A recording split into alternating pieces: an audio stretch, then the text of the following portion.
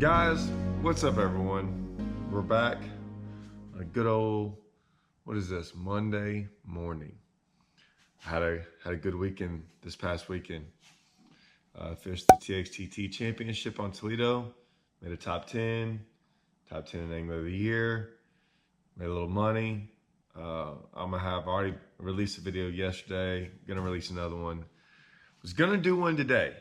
I had one, I had some last minute heroics on, what was it, Saturday, and then followed it up Sunday morning with a crazy catch.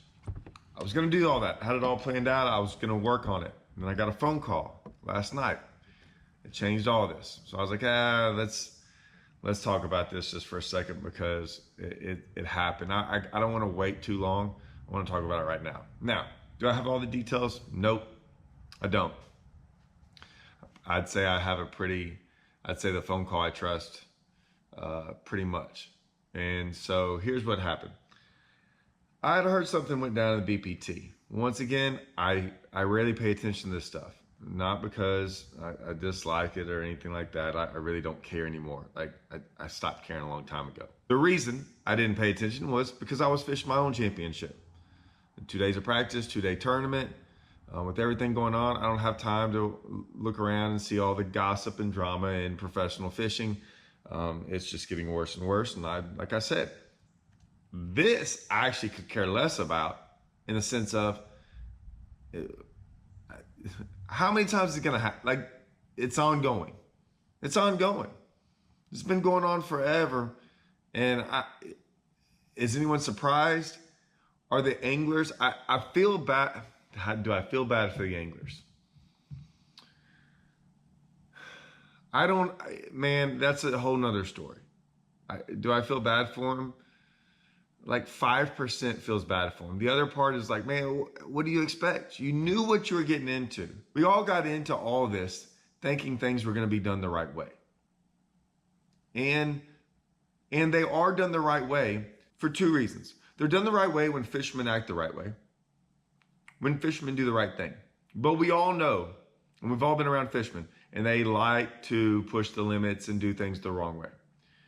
Then we get around tournament directors and tournament guys that do things with their own agenda, which is really weird.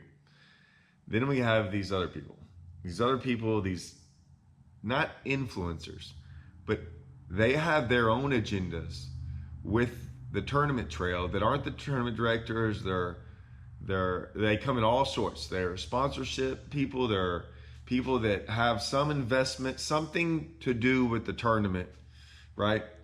Behind the scene things. Those people are scary because they like to stay out of everything, and they sometimes cause a lot of big problems. So I'm gonna get into this. So I got a phone call, and I had heard that Zack Birge had got his, which is really weird, his weight, it wasn't DQ'd. Some of his fish weren't counted. I was like, okay, whatever. Now, MLF has been giving out penalties, right, since they started. 2-minute penalty, landing fish violation. I don't know them all. If you drop the fish from the water too high, there's a penalty. If it touches your clothing, there's a penalty. I don't know any of these rules because like I said, I quit watching. I just remember that. And then I remember someone getting off on the bank. And I'm like, well, you can't do that. No, just a penalty. It's like a 15-minute penalty. 15-minute penalty, fish violation, landing penalty. I'm like, what? Okay. So all of a sudden people were allowed to leave the boat, which was never allowed. I mean, we were allowed to do it in emergency type stuff, or to maybe get your bait back and things like that, but not to, like, for a fish. For an actual fish, you couldn't do that. But they wanted drama, right? They wanted to bring drama into their sport. Boy, did they're doing that. Mostly unintentionally, but they're bringing it in. I don't think it's working out too well. You could get out of the boat and do this thing. Then I saw people jumping in the water after fish, right, to get fish. And I'm like, whatever. Hey, I wish I could do that at times. This weekend, trust me, I got a video. I'll put it out tomorrow. Wish we could have jumped in the water after a fish. We got hung up on a stump. We could see it on live scope. Hung up. I'd have dove down there and got it if I could, but we're not allowed to, right? Since we're not allowed to, cuts it out. Cuts out this little penalty or gray areas, all that stuff. Can't leave the boat to land a fish. Pretty simple rule. I don't have to call the tournament director about this. I already know. Now, gets me back to what happened with Zack Birge. I'd heard he needed to, and I haven't talked to Zack, by the way. I'll probably maybe text him today, and I'll probably text him and say, hey, I made this video. And normally when I make a video like this, because of how it went down, I'd rather have talked to Zack, but I figured he was pissed. So I'm gonna leave him alone. But if it's true, and I think it is, he pulled the drain plug on his boat to gain access to underneath the bridge. Yeah, got no problem with that. Some of the new boats now have a drain plug switch where you can open it up, right? And it'll fill up with water, and then you can close it off. Some of them are still, I wouldn't say old school. I like the old school ones because that switch on mine in the past is broke. So I like the ones where you can just pull it from underneath. Doesn't really matter. His was one you had to pull from underneath. So I had to pull the plug, fill it up with water, lower the boat to get underneath the bridge. He had to get out of his boat to do it, okay? Now, like I said, I don't know the rules. I've been watching on TV forever, on BPT, all these highlights, because MLF. Now, I don't watch any of this on live. I don't watch it. But I watch the highlights. I can't wait to show the highlights of people jumping on a dock to land a fish, jumping out of the boat to catch a fish, and always jumping out of their boats, which in every tournament I've ever been fished in my entire life, I've not been allowed to do that. But hey, whatever. He asked to get out of his boat to get his drain plug out. Now, I don't know if he's allowed to or not, right? I don't know the rules this year. Why would I know the rules this year? They change every year. They're always new. But maybe, apparently, he wasn't allowed to do that. So I was like, yeah, okay. So he wasn't allowed to do it. He did it. They discounted his fish because he caught like 7 fish back in this place. And they said, hey, you're not allowed to do that. And they took his fish away. I didn't think much about it. Big deal.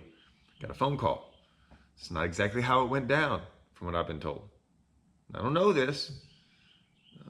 If I'm wrong, I'll come back on here and tell y'all I'm wrong. I have no problem saying that. But I'm trusting that this phone call was pretty legit. And he always has been. Never known him to lie in my entire life. And he goes, yeah, he talked to the tournament director. First off, he said, can I do this? Can I get out of my boat, do a drain plug, fill it up with water to gain access? Told him exactly what he planned on doing and why he was going to do it. 2 big things right there. Told him what he was going to do and why. The why is a big deal for me. The why is huge for me, and I'll explain in a second. Tournament director said, yeah, got no problem with that. You can do it. Done. After I hear that, done.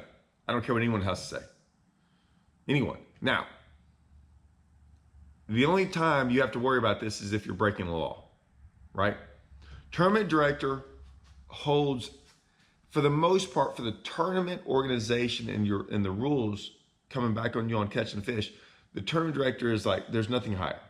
Now, laws supersede that in the sense of a tournament director can tell you one thing, but if you get a ticket from the game warden, right, that supersedes that tournament director, right? So you do have to know some of the state laws, right? But for the most part, that's not a state law. Jumping out of your boat's not a state law, right? So what he did, or getting access to this place, now if they don't allow access to this place, that's different.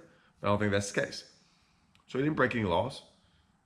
The tournament director was like, hey, yeah, you can do it, no big deal. So he did it. I bring up the why. Here's the reason. Once the tournament director tells me I'm okay to do it, and I tell him exactly why I'm going to do something, it's over with. It's done. I don't care what anyone else has to say. I got permission. I didn't go do it and ask for permission later and say, well, I kind of read the rules differently and blah, blah, blah. No. He did the exact steps I always talk about. Go straight to the tournament director and ask him, and then tell him why. Now, there's been guys in the past that go ask for permission to do things, but I mean, do they lie? They leave out giant things that if they had told him this, the tournament director would be like, oh, of course you can't do that. But they leave those out. Or they have lied in the past and said, oh, those buoys right there aren't really, they're for tying up. We can cast, like it has nothing to do with that we can't gain access to these places. That's happened in the past where guys have won a tournament and they waited till after the tournament meeting so no one could hear him ask a question, because anyone in there would have been like, hey, that's not what those buoys are for. They're so boats can't go in there and have access to that. It's not for you to tie up to, right? Trust me, we've had these things. So there's a big difference as to how you ask it and go about it. To me, he did everything fine, if that's what really went down. Then he gets in there, catches the fish, and someone calls in, watching live, saying he can't do that.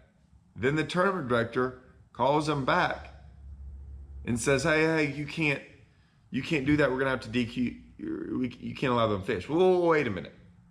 I heard like what he did afterwards, or I'm not sure. Like I'm pretty sure this probably went down, but whatever. I would rather talk to Zack before all that.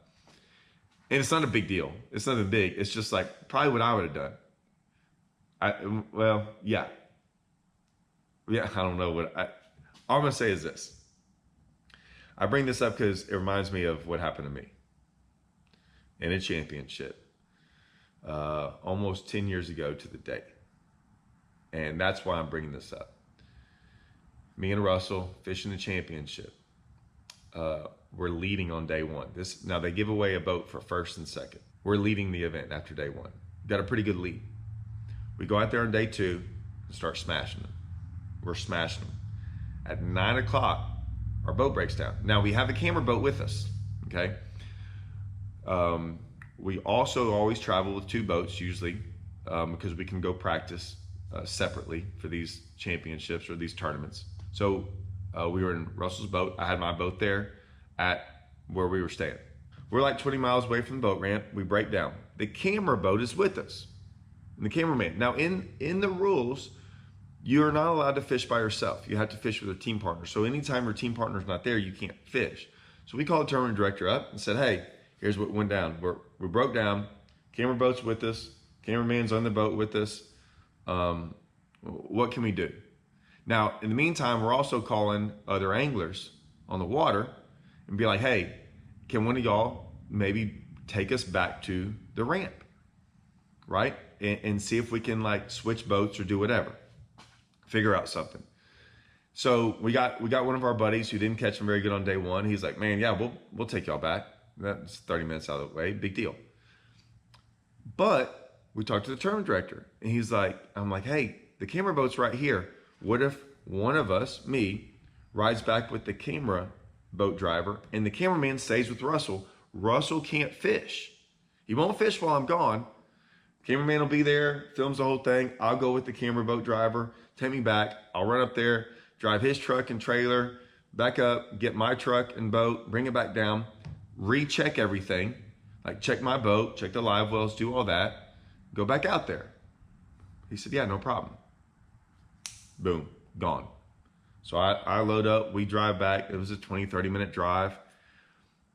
By the time I got back, I had to go get the boat, drive all the way back to my boat, go to my boat, get it kind of ready because it really wasn't prepared to go in a tournament. Just had to make sure everything was there. Had to hook up and do all this stuff. Had to go get gas, all these things. It was charged. Drive back. I mean, we're talking 2 hours now, minimum, that all this took place. So it's like 11 o'clock now.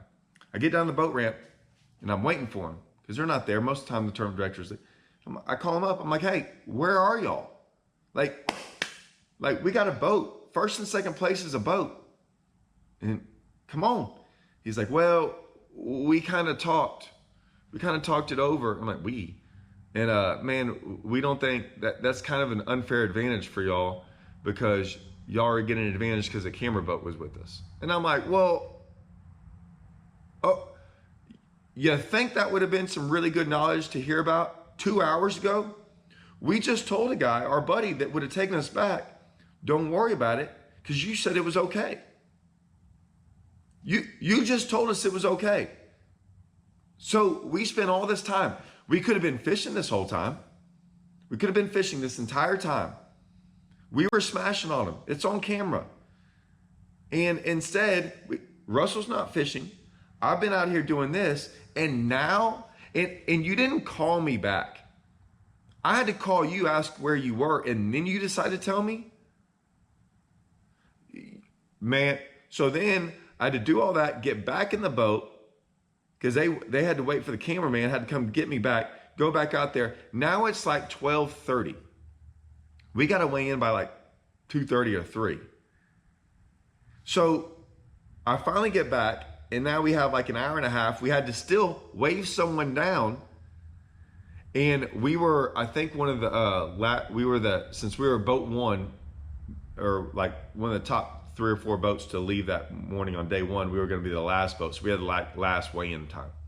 The guy we found weigh in was like earliest flight.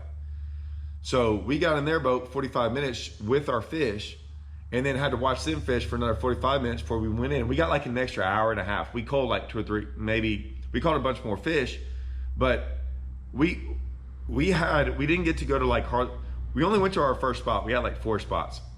We smashed on them the day before, like caught like 50 or 60. We went back and watched the camera footage of everyone that day. And like at 9 o'clock, no one even had like hardly 1 or 2 fish. Now we came in 3rd. First place was a boat. 2nd place was a boat. 3rd place was about $3,000 or something, or $2,000. And we missed almost, now it was bad luck. I get it on that part of breaking down. It's not the point. I mean, ounces we lost out on a boat for hours of fishing time that we didn't have. We could have done multiple things during this. We could have done a couple different things, but we did what the tournament director told us to do. And they were then rescinded on it. Dude, you talk about, man, I didn't even want to get out of the truck. I didn't even want to get out of the truck when they were like giving out. We ended up winning Angler of the Year too. They had to drive me out of the truck to go take a picture. I was so pissed. Man, I was young and broke. I was a young broke fisherman. Man, a boat was a big deal. And would we have caught him? I don't know. It looked like we were going to, because and it showed us in the footage smashing on them. We'd already caught like 20 keepers that day. And we basically got to fish till 9 o'clock. So anyways, I understand that this is a bad deal. Someone made a call. See, someone made a call on ours that wasn't the tournament director. Someone else made a call. Now, I don't know who that was. Someone else made a call. So why isn't that guy the tournament director? See, someone else made a call over here and told that tournament director, hey, he can't do that. Someone else made that decision. Now, who made that decision over there at MLF? Someone did. It wasn't the tournament director. Now, listen, sometimes the tournament director is going to mess up. Sometimes they're going to make bad calls. Sometimes they're going to make the wrong calls. If you make that call, you got to stick with it. You got to stick with it. He made the call. The angler didn't do anything wrong. The angler did exactly what we've been told to do. It's what I've been told to do. Call the tournament director up and ask them exactly what's going on. Don't give them a little runaround about, in the back of your mind, you're going to do this. I'm going to phrase it this way, so I'm going to get my way. No, tell them exactly what you're going to do and why you're going to do it. And we put a lot of faith in the fact that the tournament director is going to give us a good ruling and be like, if he says it's okay, we're good to go. I don't know what the rules say. Tournament director says it's okay. This deal's, I don't know what they're thinking over there. If that's how it went down, and I'm not sure, but Zach, I feel for you, man, because I get it. This happened to me, and what sucks is I remember the helpless feeling I had, and how mad I was, and how I was like, and I'll never forget it, dude. I'm 10 years later, I'm still mad about it. Still mad, man. And it sucks. It sucks when you see people trying to do the right thing, and you got other people doing the wrong thing, and nothing happens. Nothing happens to them. It's just whatever with them. But if that's the way it went down, and you do it the right way, and you're the one that gets, man, forget all that, dude. I don't know what to tell you, man. Time to leave. It's time for me to leave.